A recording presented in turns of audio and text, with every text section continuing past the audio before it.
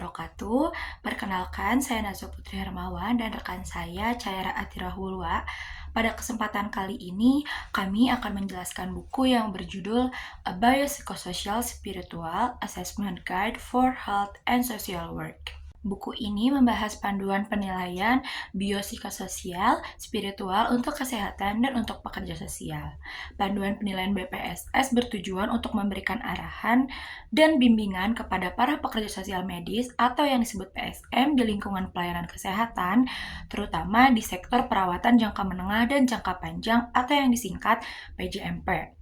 Panduan ini dapat digunakan di rumah sakit komunitas dan panti jompo atau oleh pekerja sosial di lingkungan berbasis komunitas seperti pusat perawatan lansia, layanan dukungan kelompok, dan layanan kesehatan di rumah. Supervisor juga dapat menggunakannya untuk mengajar dan membimbing pekerja sosial pemula dalam melakukan penilaian secara holistik. Kerangka biopsikososial spiritual atau yang disebut BPSS telah diadopsi oleh banyak praktisi pekerja sosial, terutama pada fase penilaian. Proses penilaian menjadi fondasi dasar intervensi kasus pekerja sosial. Panduan ini membimbing pekerja sosial medis dalam mengembangkan rencana intervensi yang berpusat pada klien dan responsif.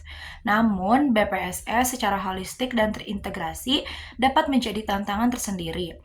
Nah, munculnya panduan ini menyediakan cara sistematis untuk mengintegrasikan informasi menggunakan 4 domain yang saling terkait untuk memahami perilaku kesehatan dan dampak kondisi medis. Model biopsikososial dikembangkan oleh George L. Engel pada tahun 1977 dan merupakan model pertama yang menerapkan pemikiran interdisipliner. Asumsi dasar model ini adalah bahwa kesehatan dan penyakit merupakan konsekuensi dari interaksi antara faktor biologis, psikologis, dan sosial. Oleh karena itu, model ini mengevaluasi hubungan antara faktor-faktor tersebut dan mencakup topik-topik mulai dari model kesehatan dan penyakit hingga perkembangan manusia. Engel pada tahun 1977 menyatakan bahwa pendekatan biomedis tradisional mengasumsikan bahwa penyimpangan dari norma pada variabel biologis yang dapat diukur sepenuhnya menjelaskan semua penyakit. Dia juga mengkritik bahwa kerangka kerja ini tidak memberikan ruang bagi dimensi sosial, psikologis, dan perilaku dari penyakit. Maka dari itu, model biopsikososial kemudian diperluas untuk mencakup domain spiritual. Pada tahun 1984, Majelis Kesehatan Dunia menyetujui bahwa pelayanan kesehatan hanya dapat bersifat holistik jika klien dievaluasi secara keseluruhan dengan mengakui keberadaan relasional klien. Dimensi spiritual direkomendasikan untuk dimasukkan ke dalam strategi kesehatan yang mengarah pada pengembangan kerangka kerja dari BPSS sendiri. Kerangka kerja BPSS tidak berdiri sendiri dan mengambil inspirasi dari berbagai kerja teoretis dan perspektif. Bagian berikutnya, kami akan menjelaskan 4 domain yang terdapat pada BPSS, yaitu biologis, psikologis, sosial, dan spiritual. Domain yang pertama yaitu domain biologis.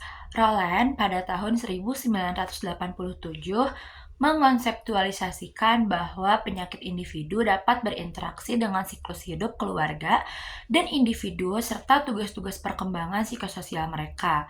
Hal ini mengakibatkan perubahan dalam keluarga, sikap mereka, bahkan kekuatan mereka. Penyakit 3 kategori utama yaitu krisis, kronis, dan terminal, dan juga tipologi psikososial, awal, perjalanan, hasil, dan derajat ketidakmampuan akibat penyakit. Aspek-aspek penyakit yang dipertimbangkan adalah fase waktu penyakit. 3 kategori utama tadi yaitu krisis, kronis, dan terminal, dan tipologi psikososial dalam beberapa disiplin ilmu seperti kedokteran paliatif, perawatan demensia, dan geriatri. Tim perawatan seringkali membahas perencanaan perawatan lanjutan atau ACP dengan klien dan anggota keluarga mereka. Studi lokal oleh Ng dan kawan-kawan pada tahun 2013 menemukan bahwa semua 18 peserta studinya merasa bahwa ACP itu penting, tetapi menyarankan bahwa perlu pertimbangan sensitivitas budaya terhadap pembicaraan atau obrolan ACP dan pentingnya melibatkan unit keluarga secara erat dalam proses tersebut.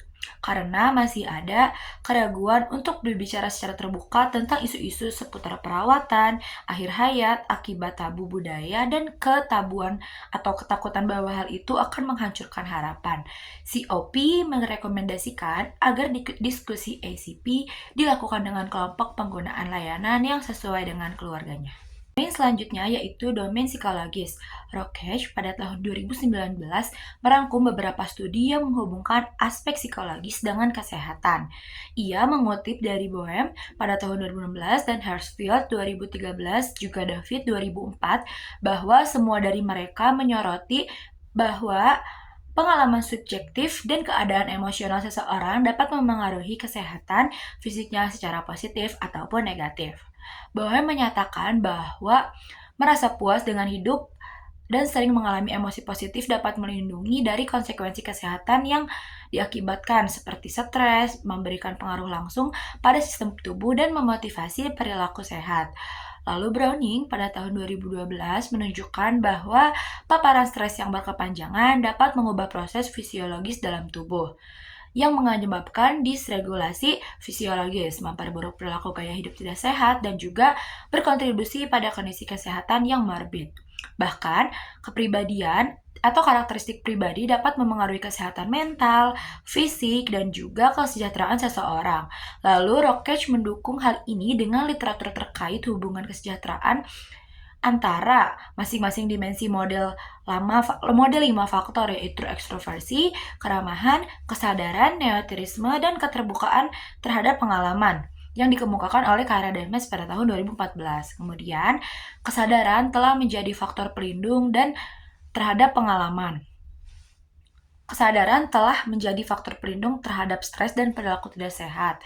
Dimensi model 5 faktor tadi menyebutkan bahwa keramahan juga terkait dengan perilaku kesehatan yang tinggi lebih baik, sedangkan tingkat neotirisme dan tinggi diakibatkan atau dikaitkan dengan hasil kesehatan yang lebih buruk dan konsumsi alkohol dan rokok yang lebih tinggi. Sebaliknya, Chen et al. Pada tahun 2019 melakukan tinjauan sistematis dan menyatakan bahwa perbaikan mood terkait dengan efek dari latihan aerobik, latihan anaerobik, dan intensitas latihan sedang. Selanjutnya ada domain sosial. Penilaian domain sosial merupakan bidang yang sudah familiar bagi para pekerja sosial. Dalam hal ini terdapat alat-alat penting seperti genogram, eco-map, serta teori-teori seperti teori Person Environment Management pada tahun 1917 dan perspektif ekologis Urban van Brenner 1979 yang telah terbukti bermanfaat. Teori-teori tersebut berguna untuk memahami klien dan juga memperluas perspektif untuk mempertimbangkan pengaruh dari sistem mikro, meso, dan juga makro terhadap mereka. Organisasi Kesehatan Dunia atau WHO juga mengakui bahwa menangani determinan sosial kesehatan sangat penting dalam meningkatkan kesehatan seseorang. Determinan sosial kesehatan didefinisikan sebagai kondisi di mana orang dilahirkan, tumbuh, hidup, bekerja, dan juga menua. Institut Kedokteran Amerika Serikat pada tahun 2006 menyebutkan dari sejumlah besar studi tentang insidensi dan prevalensi penyakit pada populasi besar, terdapat bukti bahwa dukungan sosial serta hasil kesehatan fisik dan mental yang positif itu saling berkaitan satu sama lain. Namun, tingkat dan signifikasi hubungan antara variabel sosial lingkungan dan hasil kesehatan bergantung pada jalur penyakit. Selanjutnya adalah domain spiritual. Spiritualitas memiliki berbagai definisi, jadi tidak dapat disamakan spiritualitas dengan agama karena memiliki makna yang berbeda bagi setiap individu yang berbeda pula. Spiritualitas dapat berkisar dari tingkat non-religius dan non-teistik seperti kekuatan pikiran positif hingga pengalaman religius yang mendalam. Menurut Sulmasi pada tahun 2002 dan juga Saad et al. Pada tahun 2017, spiritualitas dikategorikan menjadi 4 bagian utama, yaitu spiritualitas dan agama, penyesuaian spiritual dan agama, kesejahteraan, dan juga kebutuhan spiritual. Jadi spiritualitas ini mencari makna, tujuan, dan signifikansi akhir dalam hidup seseorang, baik melalui praktik agama formal atau keyakinan, praktik tradisional, maupun elemen non-agama. Cara klien menghadapi kemunduran dalam hidup seringkali didasarkan pada keyakinan, nilai, dan praktik spiritual mereka. Hal ini dapat memberikan makna dan harapan, juga terkadang menjadi bentuk sumber daya dan kekuatan yang berharga. Keempat, domain BPSS, biologis, psikologis, sosial, dan spiritual berinteraksi dan memodulasi satu sama lain secara kompleks. Keadaan komposit dari keempat domain ini menjadi dasar dari konstruksi yang disebut juga kualitas hidup seseorang. Selanjutnya, pembahasan mengenai model biopsikososial spiritual. Model ini digunakan untuk melihat seseorang secara menyeluruh baik dari aspek biologis, psikologis, sosial, maupun spiritual. Dari aspek biologis, meliputi kondisi kesehatan saat ini, perawatan dan kebutuhan pengobatan, kesehatan dan fungsi sebelum sakit, perilaku kesehatan, pola makan, olahraga, tidur, kepatuhan terhadap pengobatan, penggunaan zat seperti alkohol atau obat-obatan, serta perencanaan perawatan lanjutan. Dari aspek psikologis mencakup kepribadian, suasana hati dan emosi, kondisi kesehatan mental, stresor atau faktor penyebab stres, keterampilan menghadapi masalah atau coping skill, dan juga harapan serta ekspektasi terhadap kehidupan. Lalu dari aspek sosial mencakup hubungan keluarga dan dukungan, jaringan informal dan dukungan sosial, pekerjaan atau okupasi, masalah dan sumber daya keuangan, layanan masyarakat, serta aksesibilitas terhadap layanan. Terakhir, dari aspek spiritual mencakup agama, praktik spiritual, nilai dan keyakinan, pencarian makna hidup, serta harapan yang dimiliki individu. Pembahasan selanjutnya adalah menggunakan panduan BPSS. Panduan BPSS ini bukan daftar periksa yang kaku, jadi pertanyaan dapat disesuaikan dan tidak harus semuanya ditanyakan kepada klien. Yang terpenting adalah mencapai tujuan pertanyaan dan juga menangani masalah yang ditemukan sembari mengikuti alur pembicaraan klien. Sesi harus dimulai dengan membangun hubungan terapeutik menggunakan empati, afirmasi, dan keterampilan komunikasi efektif. Informasi mendalam yang terkumpul dapat mengungkap penyebab masalah, faktor risiko, dan juga solusi.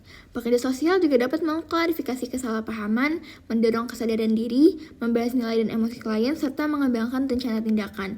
Jika terdapat tanda bahaya, pekerja sosial dapat segera menghubungi layanan terkait. Kemudian, kondisi klien dapat berubah seiring berjalannya waktu. Maka dari itu, peninjauan penilaian diperlukan terutama untuk perawatan jangka panjang. Intervensi harus disesuaikan dengan perubahan yang terjadi pada klien. Dan jika klien tidak dapat menjawab pertanyaan, eksplorasi dapat dilakukan melalui keluarga atau pengasuh dari klien itu sendiri. Pembahasan selanjutnya mengenai panduan penilaian dari domain-domain itu sendiri. Dalam domain biologis, yaitu menilai kondisi medis, gejala, pengobatan, dan dampaknya pada fungsi sehari-hari. 3 area utamanya adalah yang pertama, pengetahuan tentang penyakit dan pengobatan, status prasakit atau kemampuan fungsional sebelum sakit, dan juga rencana perawatan lanjutan atau ACP. Selanjutnya adalah domain psikologis. Domain psikologis mengeksplorasi pikiran, emosi, suasana hati, dan perilaku klien terkait penyakit. Terdapat 4 area utama, yaitu latar belakang klien seperti apa, bagaimana coping skills klien, bagaimana coping skills pengasuh, dan juga motivasi dan ekspektasi klien dan pengasuh. Kemudian terdapat domain sosial yang menilai jaringan dukungan sosial, sumber daya, dan hambatan di lingkungan klien menggunakan genogram dan juga eco-map. Terdapat 6 area utama, yaitu persepsi pengasuh, sistem keluarga, keuangan, pekerjaan, perencanaan perawatan, dan juga sistem komunitas. Yang terakhir adalah domain spiritual, yaitu mengeksplorasi spiritualitas klien melalui 3 set pertanyaan. Ada set A berbasis agama, set B berbasis keyakinan, dan set C berbasis praktik, yang disesuaikan dengan orientasi spiritual klien itu sendiri. Jadi pada intinya kesimpulannya adalah penting untuk menggunakan pertanyaan dengan tepat sesuai dengan konteks dan kebutuhan klien. Prioritaskan hubungan terapeutik di atas pengumpulan informasi. Terjemahkan penilaian holistik ini menjadi rencana perawatan yang berpusat pada klien dengan mempertimbangkan tujuan, nilai, perspektif, kekuatan, dan juga sumber daya mereka. Sekian yang dapat kami sampaikan. Mohon maaf apabila ada kesalahan dalam penyampaian. Terima kasih banyak sudah menyaksikan. Wassalamualaikum warahmatullahi wabarakatuh.